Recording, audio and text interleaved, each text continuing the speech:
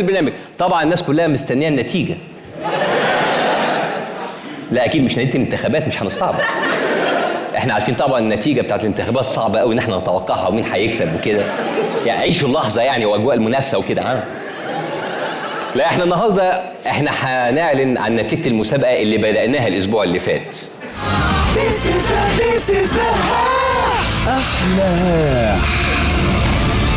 أحلى هاح. نسبة التصويت يا جماعة على هاشتاج أحلى هاح كانت أسطورية.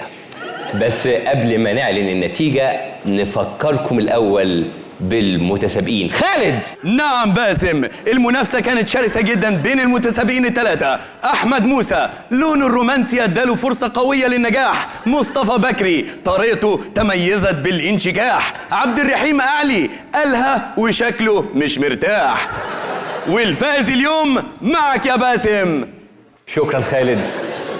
يا جماعة الحقيقة دي لحظة صعبة جدا يا جماعة، يعني بصراحة ولا الأوسكار أهو يعني.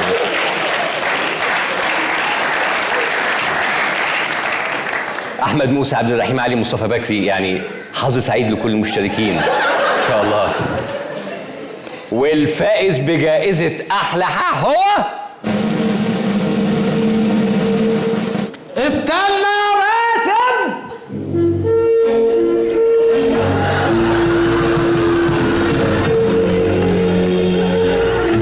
ما تمشيش يا باسم.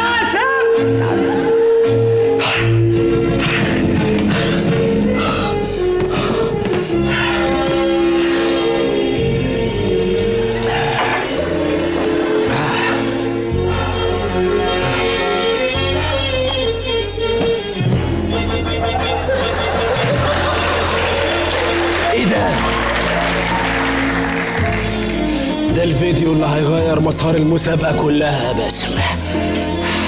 اوعى يطلع 6. لا ده تمام يا معلم، هو ده تمام. طب يا جماعة إذا كان كده نشغل الشريط.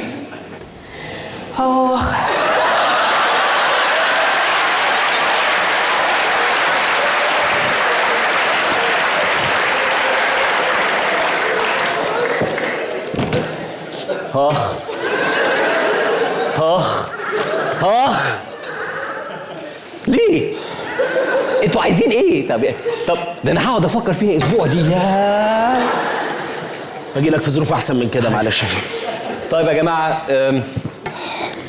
بما ان مدام امان الخياط ضربت لنا مفك في المسابقه، احنا هنضطر ان احنا ناجل النتيجه اسبوع، وهتكون تحت اسم هاح فيرسس هاخ.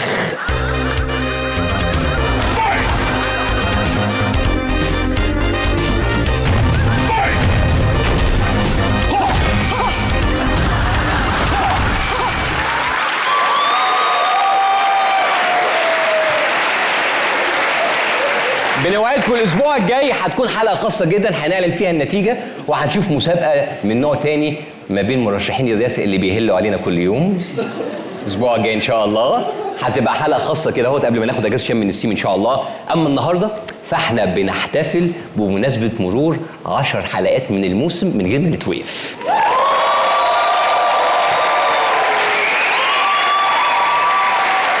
والله يعني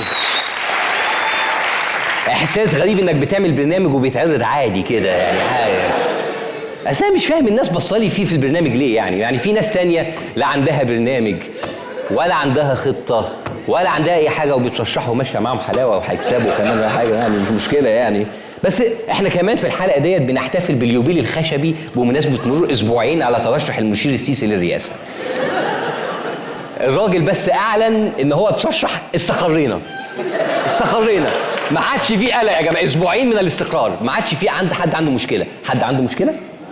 لا طبعا. انا ما عنديش مشكله. خلاص بقى كده يا جماعه، الواحد بقى ايه يبتدي اجازته بدري خلاص وينبسط. اوكي يا جماعه، فوتكم بعافيه ان شاء الله، تصبحوا على خير. مساء الخير واهلا بيكم في حلقه جديده من القاهره اليوم. عندي مشكله. خير يا عمرو، خير يا حبيبي، في ايه مالك؟ كلت ايه المره دي؟ يعني يا اخي الناس ما صدقت تستقر الاسبوعين اللي فاتوا وما حدش بيشتكي من حاجه، انت بقى بتشتكي من ايه؟ اينما تذهبون يدرككم انقطاع النور. انا عايشه كده. النور يقطع 4 5 6 18 مره كده. دي زبيبه جهاز الكهرباء او زبيبه البطاريه. ده احنا لسه بنقول بسم الله الرحمن الرحيم، ده احنا لسه ما دخلناش على الصيف. احنا يا جماعه داخلين في الحيط. تحول الانسان المصري الى هذا الكائن اللي طالع من راسه حاجه. ايه يا دينا بس في ايه بس؟ انت داخله عكسي وبترعشي ولا ايه بقى في ايه؟ لو طلعتي بالبتاع ديت على الدائره هيفتكروكي موتوسيكل في ايه بس؟ طب يعني انا عارف ان حضرتك عايزه تلفتي الانظار لمشكله الكهرباء والحكومه عشان تسمعك وتتجاوب معاكي، بس اكيد في طرق تانية مهنيه اكتر بكتير عشان توصلي رايك للمسؤولين. انا هصوت لكم هنا. لا لا لا، هطلع الترابيزه دي، هقف على الترابيزه قدام الجميع. صلي على النبي يا احمد، صلي على النبي يا احمد، صلي على النبي يا احمد.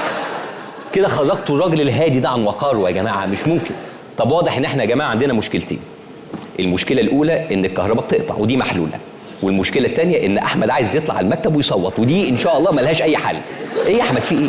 يعني بسبب صدفه كونيه ما اتعمل لك برنامج وبقى عندك منبر اعلامي تقوم تتبطل على النعمه وتطلع على المنبر؟ ما يصحش يعني.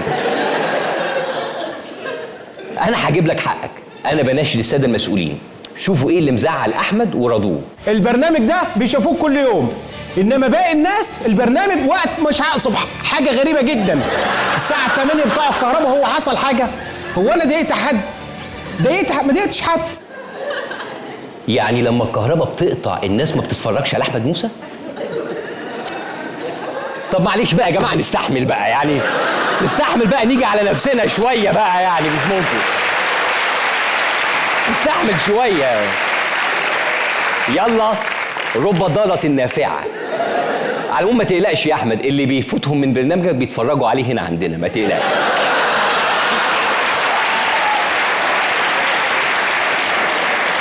الناس لبعضيها يا احمد يا اخويا معلش. وبعدين بصراحه ما انت اللي غلطان، يعني امن نفسك، يعني هات مولد. انا عامل كده وعمر ما الكهرباء قطعت عندي ابدا هنا في المسرح، عمرها ما حصلت معايا ابدا. طيب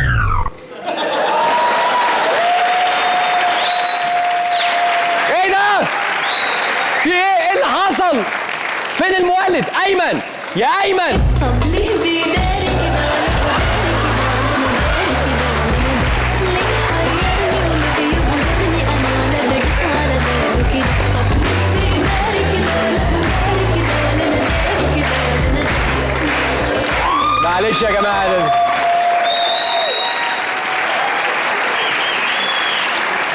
عطل فني بسيط يا جماعه. ايمن خس من ساعتها كتير قوي، معلش. بصوا بقى، بما ان موضوع الكهرباء ده هوت بقى حديث المدينه، يبقى ما فيش غير استاذ مفيد اللي هيدينا المفيد. استاذ مفيد، اسمح لي اسالك واحرجك واكهربك واقول لك ايه رايك في موضوع الكهرباء؟ ان انا معروف جدا من عمليه طفي النور اليومي. مصيبه. كهرباء، ولما الكهرباء تتقطع النور بيتقطع.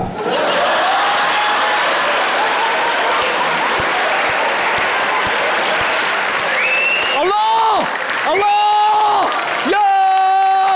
يا دين النبي. الله الله، الكهرباء لما بتقطع النور بيقطع. قولوا ربنا بيجي احلف بمصحف. انا كنت عارف. فضلت اقول لهم كلهم ما حدش صدقني، النور حاجه والكهرباء حاجه تانية. انا كنت عارف. اهو ده يا جماعه عيب ان النور والكهرباء يبقوا على شبكه واحده. فانا بناشد وزير الكهرباء انه يقعد مع وزير النور وينسقوا مع بعض ويشوفوا لنا حل. احنا يا جماعه لازم نعرف راسنا من رجلينا، وما دام استاذ مفيد ما جابش المفيد يبقى نشوف حد عنده معلومه مفيده.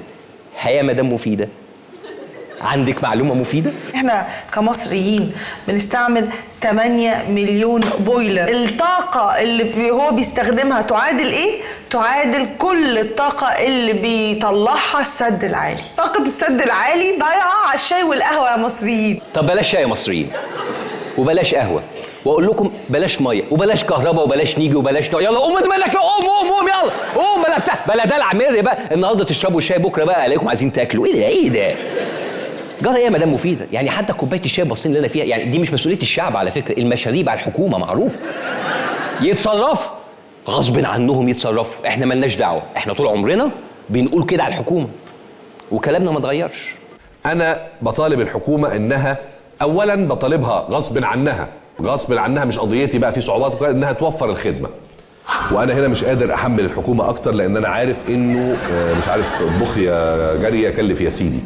نشطاء بقى اللي على التويتر والفيسبوك من الاخوان المسلمين قال لك ايه؟ لا تتذمر، بناء الوطن لا يتم في شهور، احنا هنستحمل. ولاد البلد دي رجاله، وان ولاد البلد دي يقدروا يستحملوا، وانه لازم يكون في مراعاه ان احنا نشيل بعض. حضرتك بنسميه ترشيد، احنا بنسميه خنقه. ايه المطلوب من المواطن المصري؟ المطلوب شيء واحد، هو الترشيد قدر المستطاع. طبعا ده عمل ثوره غضب شديده والناس عليها انها تستحمل. حاله عصبيه شديده جدا، الناس مخنوقه.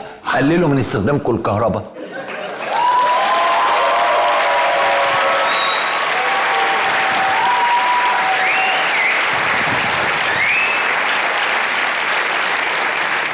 وانا سايب ايدي اهو، من غير حاجه اهو، وانا ما عملتش حاجه. يا اخي سبحان الله يا اخي، يعني شوف البني ادم لما يتحط في موقف بقى، هو انا كل شويه بقى اجيب فيديو قديم وفيديو جديد واجيب تناقضات واحرجهم ولا بيهمهم مكمل. بصوا انا زهقت من الشغلانه دي بصراحه، كل شويه تناقض، انا بقيت بكرر نفسي، انا حاسس ان انا افلست. معلش يا جماعه، انا عارف ان الثبات على الموقف بيجيب دوالي، معلش، بس مش كده يا جدعان، يعني طب وماله يعني؟ بصوا في الاخر كل زمن له ظروفه. زمان كان بتقطع عشان الاخوان، دلوقتي بتقطع ليه؟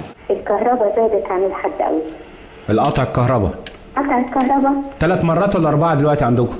امبارح كان 5. 5 مرات؟ عندكم اخوان؟ عندكم اخوان؟ طب في حرقان؟ الف سلامه الف سلامه. حد في العيله جاله اخوان قبل كده؟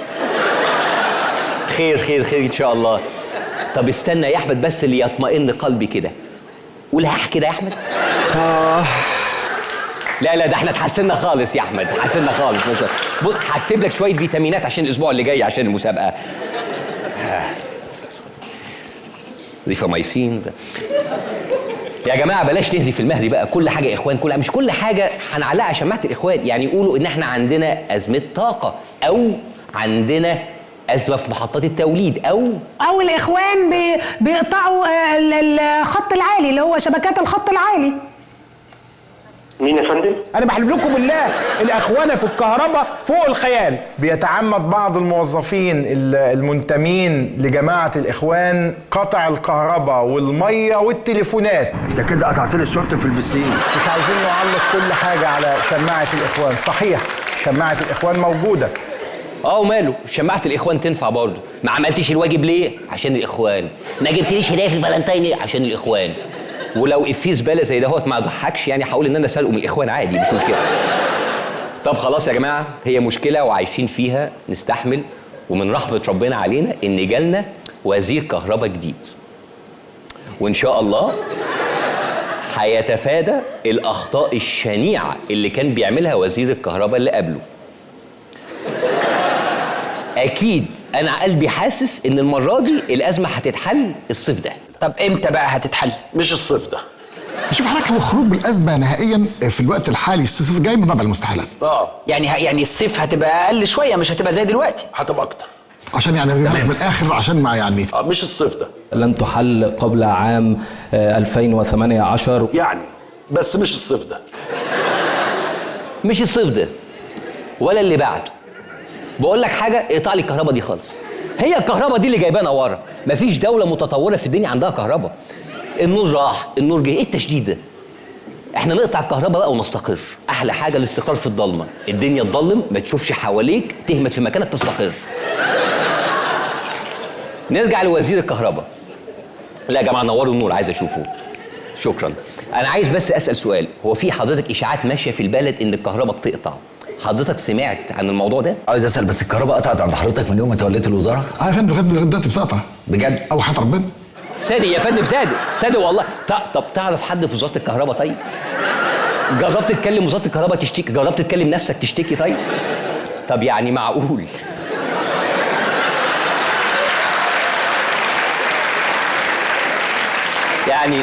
معقول يعني حضرتك قاعد كده زي عامة الشعب في انقطاع كهرباء لمدة طويلة كده؟ لكن اكتشفت ما بتقطعش لمده طويله قوي فاستعجبت وكلمت رئيس شركه التوزيع فقلت له انا من فضلك انا عاوز يتقطع عني كهرباء. باشا الموضوع بالعكس مش كده، حضرتك فاهم غلط. يعني بدل ما تكلم الراجل تقول له حل مشكله الكهرباء تقول له هات الكهرباء عني. يعني انت نسيت نور الحمام والع فمكسل تطفيه يعني فتفشنا كلنا معاه في ايه يا معلم؟ طب قول لنا بقى يا سياده الوزير، الكهرباء ما بتقطعش عنك ليه؟ كلمت تاني قال لي يعني في عندك حاجه انت على نفس الرنج على نفس الدايره اللي اخذ منها مستشفى السلام اللي جنبكم وانا ما اقدرش اقطع عنها. على فكره يا سياده الوزير انا جارك. انا ساكن جنب نفس المستشفى والكهرباء بتقطع عني عادي خالص. حظ سعيد المره القادمه. كان عندي في البيت فصل من فتره اللي كنت الساعه وانا حاليا الكهرباء مقطوعه عندي في البيت. يعني حضرتك بتكلمنا والكهرباء مقطوعه عندك من البيت دلوقتي. ايوه يعني انت عزلت ولا بيقطعوا على المستشفى عادي ولا ايه بالظبط؟ يلا اقطع العيانين دول عشان الوزير يبقى شكله حلو معلش يلا. تقطع ما بتقطعش يلا. خلي العيانين يولعوا الجاز البقاء للاقوى مش مشكله. طب انا عايز اعرف مفيش اي حل مبتكر للمشكله اللي احنا فيها ديت؟ تعرفي الحاجه الجديده في العالم ايه بقى وانا هقولها مفاجاه للساده المشاهدين ان في حاجه اسمها الفري انرجي. اجيب جهاز كده وانا شفت ده بعيني محدش يحكيهولي احطه في المبنى بتاع سيادتك كده سيادتك ما تدفعيش فاتوره. ده ما اسموش حضرتك فري انرجي، ده اسمه انت سادق خط من الجامع. ايه الهم ده؟ يعني عندنا طاقه رياح عندنا طاقه شمسيه، طب نشوف اي بديل. ولان المشكله دي عويصه فعلا معانا خبير الطاقه المتجدده الدكتور خالد منصور. قول لنا يا دكتور خالد ايه المصدر المتجدد للطاقه اللي انتوا اكتشفتوه؟ والله احنا توصلنا لاختراع بندمج فيه الطاقه البشريه بالغاز الطبيعي. ازاي ده يا دكتور خالد؟ والله عملنا احصائيه لقينا ان الفرد المصري البالغ بينتج من 3 ل 5 متر مكعب غازات في اليوم. غازات؟ هو انا ممكن اقول غازات على التليفون على التلفزيون؟ والله يا فندم ما دام في السياق العلمي يعني لا حياء في العلم ما فيش مشكله اتفضل. لقينا فيها بكميات كبيره بتضيع يوميا في الهواء من غير ما نستغلها. طب حضرتك في طريقه ان احنا نقدر نستفيد من الطاقه المهدره ديت؟ ايوه معانا بروتوتايب نموذج اولي من المولد الجديد. هوب وزي ما حضرتك شايف كل ذره غازات بيتم الاستفاده منها. للتوضيح اتفضل يا ايمن. طاقه متجدده ونظيفه. لا معلش انا اسف انا ما خدتش بالي هو بيعمل ايه؟ لا مؤاخذه. بس انا مش سامع حاجه حضرتك. مزود بكاتم صوت حضرتك.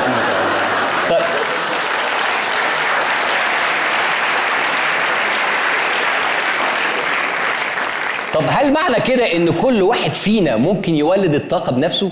لا يا دكتور باسم الموضوع ده قدرات مش كل واحد زي التاني. فاحنا عندنا جهاز بيكشف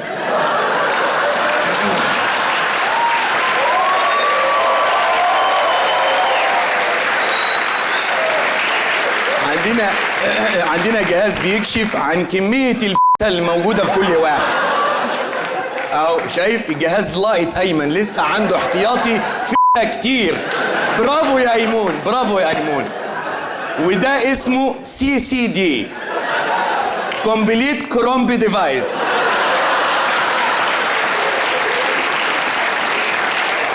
يعني دي معجزه.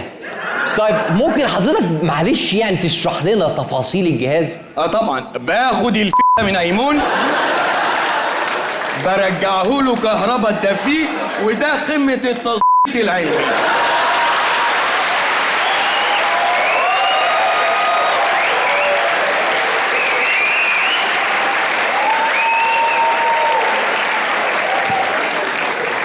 بس معلش بس ملحوظه بس للمستهلك. انا شايف ان حجمه كبير قوي يعني هل في احجام اصغر شويه؟ طبعا في نسخه محموله. الانبوبه دي بتحتوي على 3 متر مكعب مضغوط. سريعه تشحن بالموبايل لابتوب ايباد. طب سؤال حضرتك يعني الاختراع دوت الاستهلاك المحلي بس؟ لا ازاي؟ احنا بنستهدف السوق الاوروبي يا فندم وهنصدر. صدرها يا ايمن كده. ثانية واحدة. صدر يا ايمن. ايه ده؟ في ايه؟ في ايه؟ في ايه يا دكتور خالد؟ في ايه؟ ما تقلقش، مش حاسس بايدي، مش حاسس بايدي.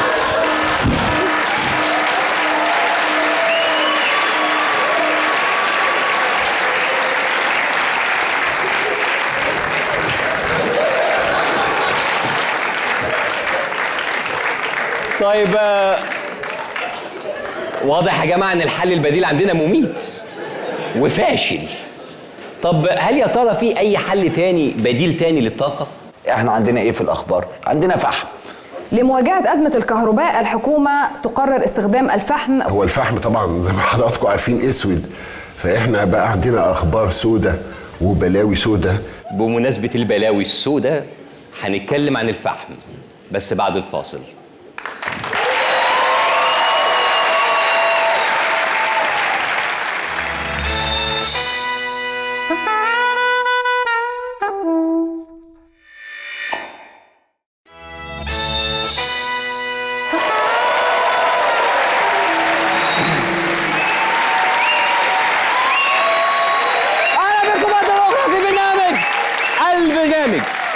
نكمل كلامنا عن الأيام السوداء والمهببة اللي جاية. نتكلم عن الفحم. نحب نقول لكل المشككين اللي بيقولوا إن استخدام الفحم لتوليد الكهرباء هيلوث مصر أو هيقلب حياتنا جحيم، أقول لهم لا ونو نيفر. أنتم مش عارفين فايدكم إيه. في محطات حوالي 30 محطة كهرباء في وادي تينيسي، منها محطة كهرباء في بلد سياحي اسمه بارادايز. بارادايز يعني الجنة. أنا على باب الجنة أدخل ولا استنى. اسمها بارادايز، الجنة. بارادايز؟ طب إيه اللي جابك من هناك؟ ما تخليك في بارادايزك. وبعدين يعني ما تيجي دغري بقى قول بقى ان انت عايز بقى تشغل الفحم بقى نموت احنا ونخش البارادايز ونخلص من ام العيشه اللي احنا عايشينها ديت. عايز تموتنا قول لي. اعذرني لتشاؤمي بس بصراحه حضرتك في ناس كتير بتقول ان الفحم ده هيموتنا. اصل شائع دلوقتي في وسائل الاعلام ان الفحم هيموت الناس وهيأذي الصحه والكلام ده ومضر بالبيئه. فاوعوا حد يقول ان هو هيحمي البيئه اكتر مننا. احنا اكتر ناس اشتغلنا في حمايه البيئه، فبلاش حد يزايد. يعني انت بتدافع عن الفحم ولا عن البيئه ولا انت واقف جم مشترك ولا ايه بالظبط يعني؟ وبعدين يعني انت حد برضه يقدر يزايد عليك يعني؟ ده انت جاي من بارادايس. مين ده اللي يقدر يفهم اكتر منك في البيئه غير وزيره البيئه؟ وزارة البيئة ما بتديش موافقة على استخدام الفحم، بيأثر على المصريين وصحتهم وتخلفهم. يترتب أمراض في المخ، تخلف من الرصاص وإحنا مش ناقصين.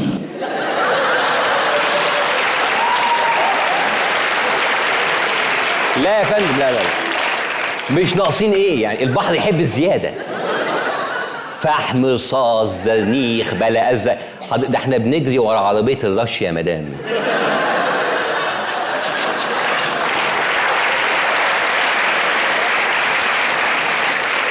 يعني احنا الفحم ده بالنسبة لنا هيبقى ابيتايزر. يعني وكمان انا مش شايف ايه وزيرة البيئة اللي شايفة شغلها دي. اما تخليكي زي وزير الكهرباء عادي.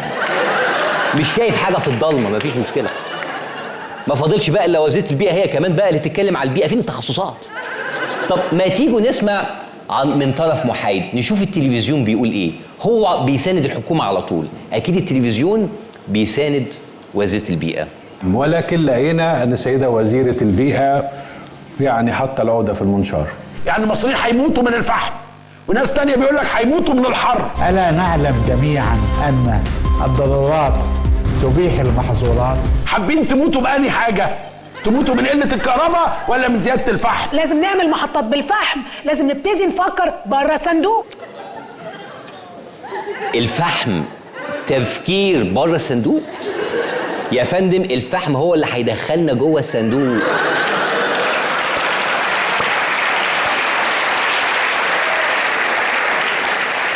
وكمان يعني هو يا نموت من الحر يا نموت من الفحم، ما ينفعش نعيش بس.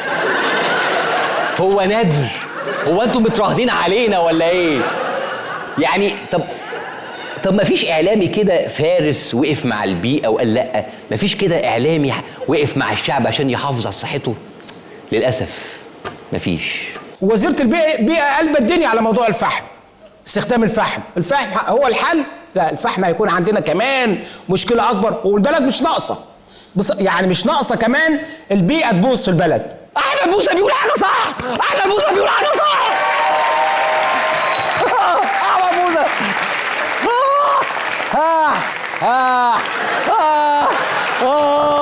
احمد تعبي معاك ما راحش هدر يا احمد، ده اخر تعبي. انا عارف ان انا كنت بقسو عليك، بس ده من قلب الاب الحنين. طف لاف يا احمد، معلش، طف لاف. سقف لاحمد موسى يا جماعه، لا بجد.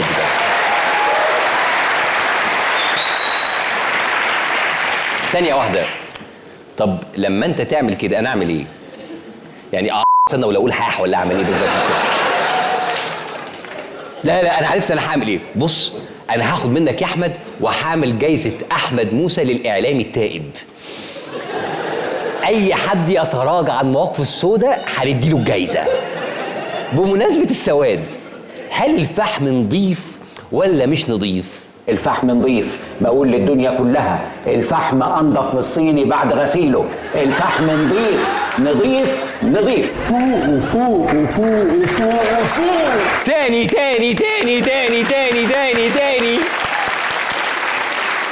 انا بحب التاتش الدرامي بتاع حضرتك ده قوي، يعني ممكن يا ريت تعمل لنا الاداء بس نعلي في الرومانسيه اكتر. اسمع. اذا الفحم نظيف. انا بس اللي عايز اقول لك عليه في حاجه بقى اسمها تكنولوجيا الفحم النظيف. كلين كول تكنولوجي. CCT، واحنا بقى عندنا CCD.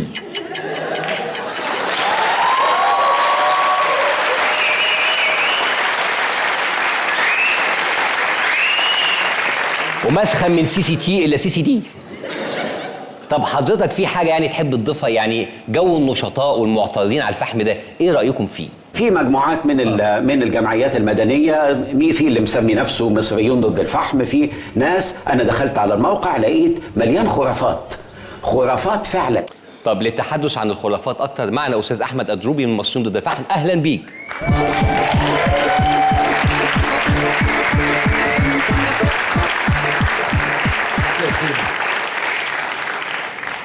مبدئيا زي ما انت شايف حضرتك، انتوا مصريين ضد الفحم، انتوا مليانين خرافات. انا عايز اسال من الاول كده، ده انت معاك بقى برشام. معايا برشام. طيب ليه اسمع لك؟ يعني ليه اسمع لواحد عمال يقول يعني ايه وضعك في البيئه؟ معلش. انا واحد بقالي 9 سنين شغال في مجال البيئه، في مجال حمايه البيئه. حاليا بشتغل في جمعيه المحافظه على البيئه بالبحر الاحمر، واشتغلت قبل كده في مؤسسات عالميه بتهدف لحمايه البيئه. مؤسسه عالميه عميل يعني؟ طيب مش قوي. تمام. وفي ايه تخصصك اساسا؟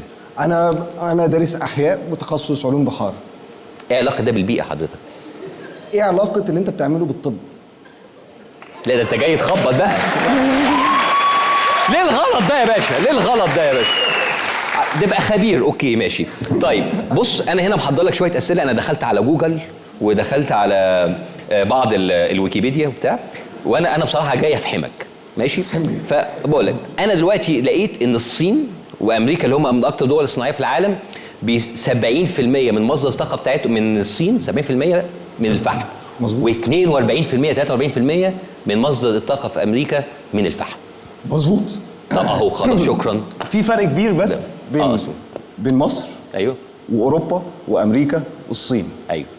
دي دول عندها فحم ومصر ما عندهاش فحم. امريكا والصين احتياطهم من الفحم قد ايه على العالم يعني؟ امريكا اكبر احتياطي فحم في العالم. اوكي. وبرغم ذلك بيحاولوا يقللوا الفحم.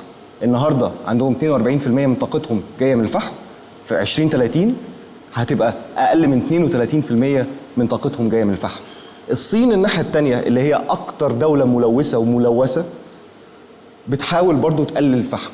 السنه اللي فاتت في اكبر 3 مقاطعات في الصين منعوا انشاء اي محطات كهرباء بتعمل بالفحم، وحاطين هدف 2017 ان هم يقللوا نسبه اعتمادهم على الفحم من 70% ل 65%، عشان شافوا الاضرار الحقيقيه من الفحم. شافوا الاثار على الصحه، شافوا السرطان الرئوي، شافوا الربو عند الاطفال، شافوا. بيكلف الكلام ده مثلا امريكا حاجه زي قد ايه؟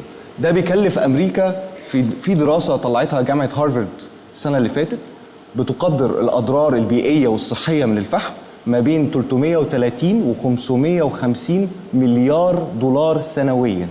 فكه يا باشا.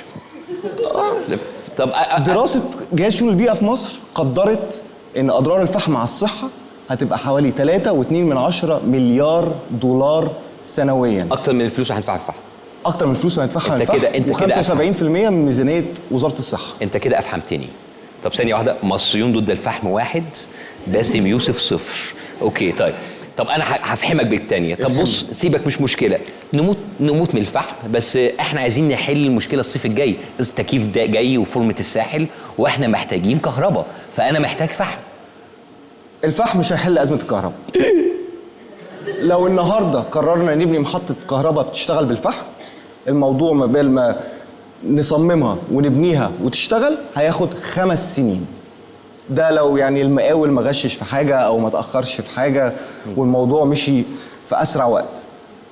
ازمه الغاز اللي احنا فيها عندنا النهارده هتتحل 2017 2018 بالكتير. مصر غنيه بالغاز. انا ما دخليش غاز لغايه دلوقتي، احكي لي اكتر على فعلا يعني المشكله الغاز دي، يعني الوقت اللي احنا هنحتاجه علشان ان احنا ندخل الفحم في الصناعه اللي المفروض موجود في الدول الامريكا والصين دي من عشرات السنين.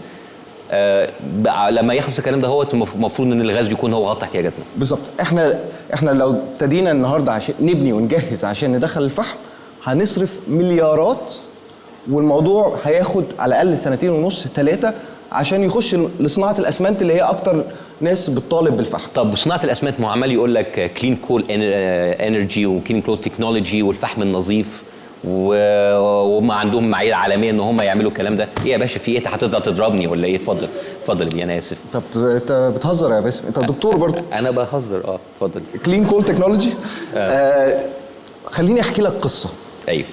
في حمله لتزييف الوعي شغاله. تمام. والحمله دي اشتغلت في بلاد كتير في اوقات كتير. خلينا نرجع لسنه 1953. يا باشا ده انت في وقت البرنامج بس. طيب. يعني هنروح نرجع بسرعه. 53 ايه اللي حصل في 53؟ في اوائل الخمسينات في ابحاث كتيره تمت في الولايات المتحده اظهرت ان السجاير بتجيب سرطان. ودكاتره كتير وباحثين كتير بداوا ينشروا النتائج دي. فصناعه السجاير خافت، فراحوا جابوا شركه علاقات عامه. الشركه دي جابت كام طبيب وكام عالم وطلعوهم في الاعلام وقعدوا يكلموا على قد ايه السجاير مفيده للصحه. اشرب سيجاره، بتكح عايز تتعالج اشرب سيجاره. دخن بلا خوف. ده كان شعار الحمله بتاعتهم. شركه العلاقات العامه دي هي اللي جايباها صناعه الاسمنت في مصر عشان تروج لاستخدام الفحم، وجايبه خبراء كتير منورين شاشات الفضائيات صباح وليل. ثانيه واحده، يعني نفس شركه العلاقات العامه اللي كانت بتقنع ناس 53 السجاير كويسه، وهي نفسها اللي بتقول للناس دلوقتي ان الفحم كويس وكلين كول تكنولوجي وكلام من ده وبتاع. ولغايه النهارده معلومه قويه جدا. لغايه النهارده بيترفع عليهم قضايا في الولايات المتحده. طيب هل بيخش لنا فحم؟ هل مثلا بيخش فحم بالطريق صح، بطريقه مهربه ازاي يعني؟ انا في صور اديتها للاعداد قبل ما اخش. الاعداد عنده الصور؟ ما عندوش حاجه. لا عندهم. في شهر 11 اللي فات، برغم ان ما كانش فيه اي موافقه لدخول واستخدام الفحم في صناعه الاسمنت في مصر، في شركه عالميه محترمه. ممكن الصور اللي فاتت دي ممكن تقولها لي تاني؟ الصور اللي فاتت ديت ده ايه ده؟ ده الفحم في ميناء الدخيله في اسكندريه. ده كده هو قاعد كده والغبار بيطلع منه كده. شايف الاتربه المتطايره دي؟ هي اللي بتخش على الصدر، هي بتخش على الرئه، وهي اللي بتعمل ربو، هي اللي بتعمل تحجر رئوي، هي اللي بتعمل سرطان.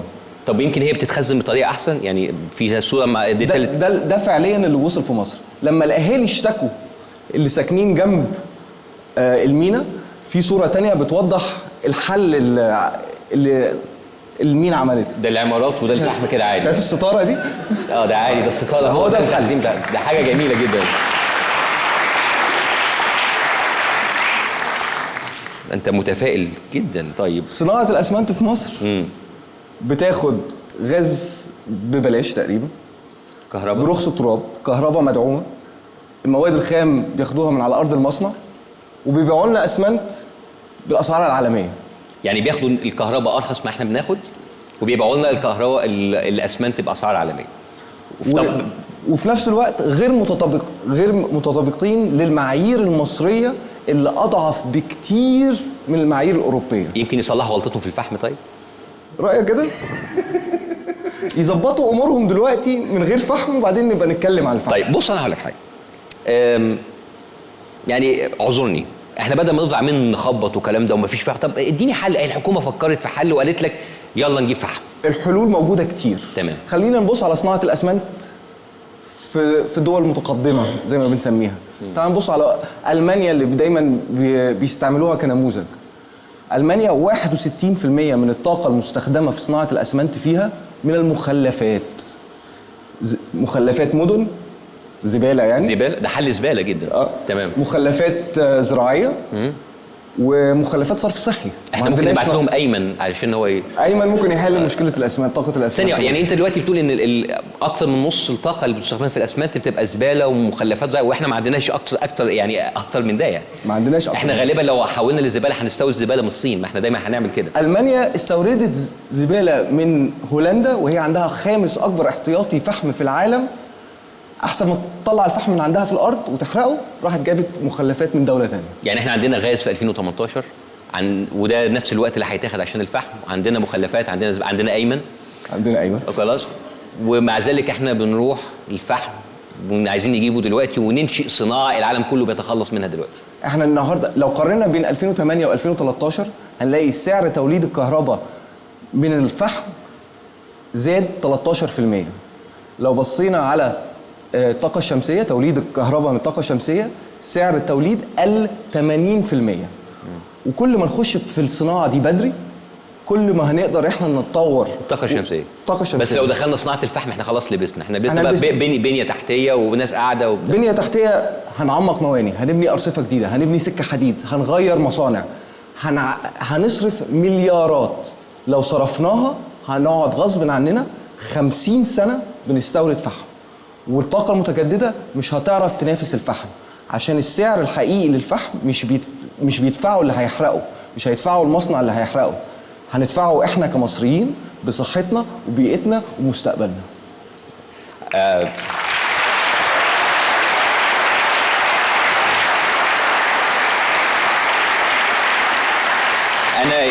انا اشكرك جدا على الموضوع دهوت. انا عايز اقول حاجة. البلد دي ما عادش فيها حاجات، يعني الكهرباء بتروح والميه الله اعلم صد النهضه هيحجز امتى، ما فاضلش للهواء. فانا شايف ان هو بعد الهزار والتهديد والكلام من ده ان ما يصحش ان الحاجه الوحيده اللي فاضله اللي احنا بنعافر فيها هي كمان تروح. يعني انت وريتني صوره لخريطه مصانع الاسمنت في مصر. انا كنت فاكر عندنا مصنعين 3. عندنا 22 مصنع. ده توزيعهم ده عادي كده، هو ده على النيل وكلام. في مصنعين هناك ممكن يودوهم فحم يقتلوا بيه الارهابيين عادي خالص. دول في سينا. ده يعني ده توزيع، ده في مناطقنا السكنيه. انا على فكره لما انا كنت يعني ضرر الفحم مش بس في حرقه، في نقله كمان. احنا شفنا كان متخزن ازاي في مينا الدخيله، لما يتنقل في عربيات نقل في الفتره الاولانيه زي ما بنشوف كل حاجه ثانيه بتتنقل في عربيات نقل، ده وباء على مصر. انا هقول لك حاجه. انا لما انا كنت في الطب انت احنا لما كنا بناخد هيستوري من العيان، كان العيان يقول لنا انا من شبرا او المعصره او حلوان، كنا نعرف على طول هو عنده ايه من غير حاجه. يقول لك انا عندي كحه، الراجل ده هو بتعمل له اشعه خلاص. احنا عندنا اماكن في مصر فعلا الموضوع ده هو بقى وبائي. واحنا مش ناقصين كمان ان مش الناس اللي بقى مش ساكنه جنب الموضوع دوت ان العالم، ان مصر كلها ان هي تاخد المصيبه اللي جايه ديت. في هاشتاج شغال على الانترنت على تويتر اسمه اوقف الفحم. الهاشتاج ده اتمنى ان هو ينتشر، لان هو ما يصحش ان كمان الحاجه الوحيده اللي فاضله من الهوا ان ننفذه كمان ان هو يجي علينا بخساره. انا اشكرك جدا استاذ احمد دروبي، شكرا جدا.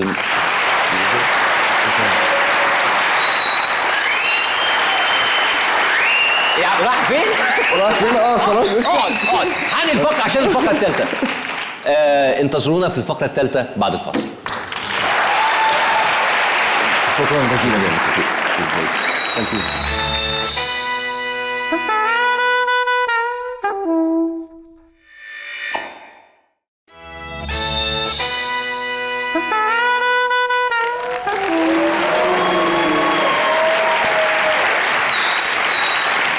اهلا بكم مرة أخرى في البرنامج. احنا النهارده يشرفنا ان يبقى معانا ضيوف من خارج القطر المصري، يبقى معانا ناس من العالم العربي، فرقة من أجمل فرق في العالم العربي.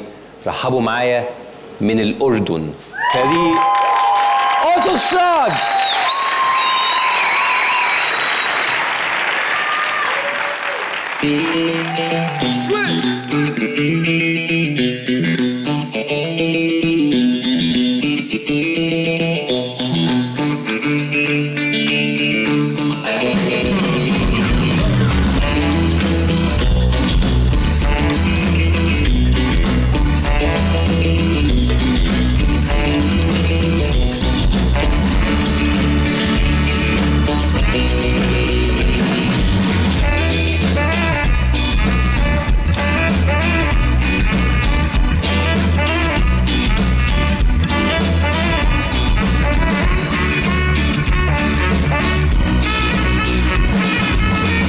احنا انحبسنا وهسسنا، احنا ده غميس اتغمسنا، احنا انحبسنا وهسسنا، احنا ده غميس اتغمسنا، احنا امتحان ابو فاطسنا، عقبة الطراوة احنا يلسنا، احنا انحبسنا وهسسنا، احنا ده غميس اتغمسنا، احنا انحبسنا وهسسنا، احنا ده غميس اتغمسنا، احنا امتحان ابو فاطسنا، عقبة الطراوة احنا يلسنا. يا سبا دبا دبا ستيبا دبا دبا ستيبا دبا دا يا سبا دبا دبا ستيبا دبا دبا ستيبا دبا دا يا سبا دبا دبا ستيبا دبا دبا ستيبا دبا دا يا سبا دبا دبا ستيبا دبا دبا ستيبا دبا دا.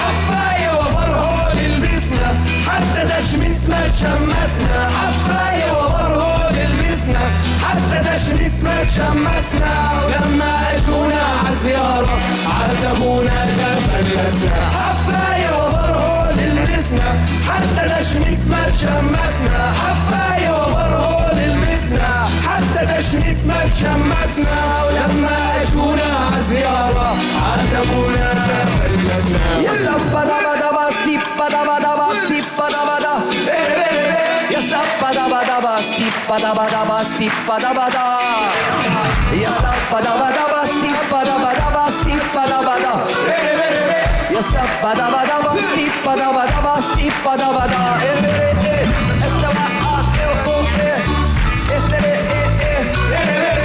يا نا نا نا نا نا نا نا نا نا نا نا يا سبا دبا دبا ستيبا دبا دبا ستيبا دبا دا يا سبا دبا دبا ستيبا دبا دبا ستيبا دبا دا.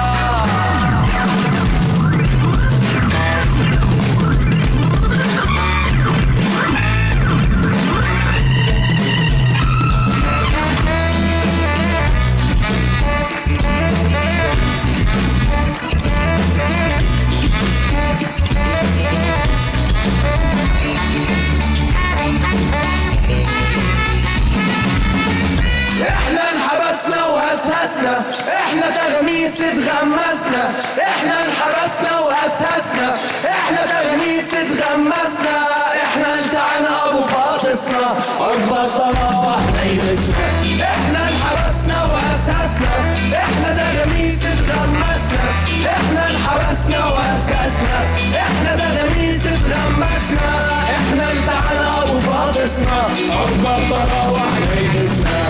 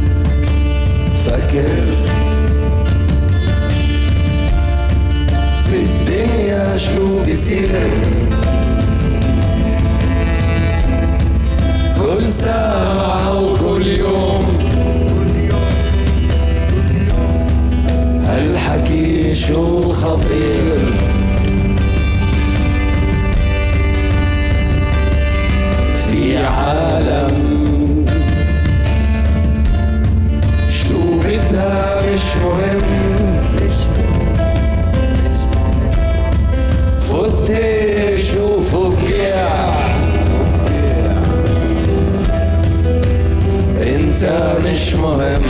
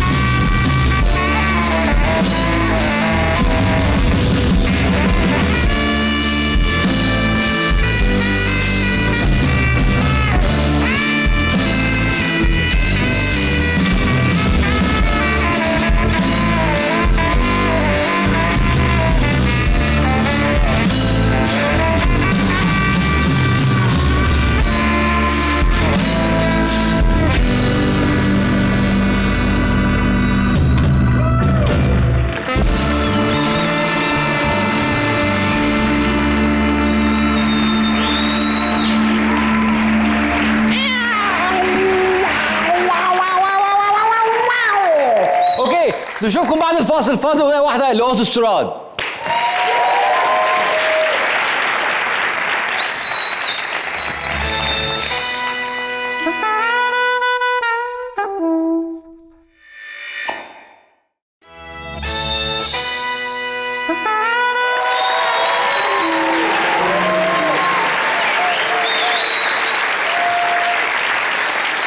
مرة أخرى سيدات سادتي في البرنامج معانا فريق أوتوستراد من الأردن. مبسوطين في مصر؟ مبسوطين قوي. مبسوطين في مصر قوي؟ طيب هل صدفتك أي مغامرات في مصر تحب تحكي عنها؟ انبسطت في مصر يعني كويس؟ تم التحرش بيك أو أي حاجة؟ لا تحرش لا، بس يعني طبعا مصر منوره بيكم. تمام. بس الكهرباء مره هيك امبارح. ثانية ما كملش ثانية. كهرباء مرة امبارح ايه اللي حصل؟ كهرباء امبارح قطعت علينا واحنا بنجهز للحفلة. الكهرباء قطعت عليكم وانتوا بتجهزوا الحفلة؟ فكنت نص حالق ونص شعر. نص حالق. طب ربنا يكرمك، انت لسه انت كده تمام حالق تمام يا فندم. اوتوستراد يا جماعة عندهم كذا حفلة النهارده طبعا مساوي الأربع، فهم عندهم خميس وجمعة على بال ما الحلقة تتعرض. هم ان شاء الله يوم السبت في سينما ريو في اسكندريه، روف توب سينما ريو ان شاء الله. فاللي موجود في اسكندريه يروح لهم. والان مع اخر اغنيه مع اوتوستراد.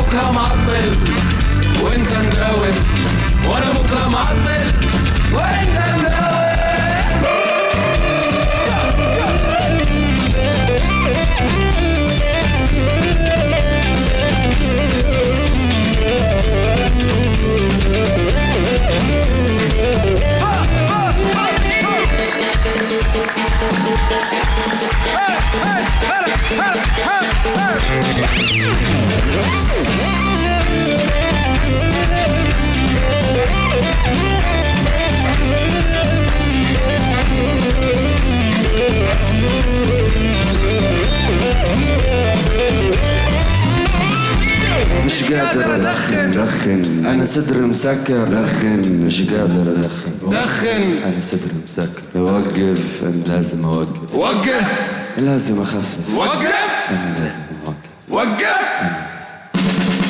مش قادر ادخن انا صدري مسكر مش قادر ادخن انا صدري مسكر انا لازم اوقف انا لازم اخفف انا لازم اوقف وانا بكره معطل وانت مداوم وانا بكره معطل وانت مداوم وانا بكره معطل وانت مداوم وانا بكره معطل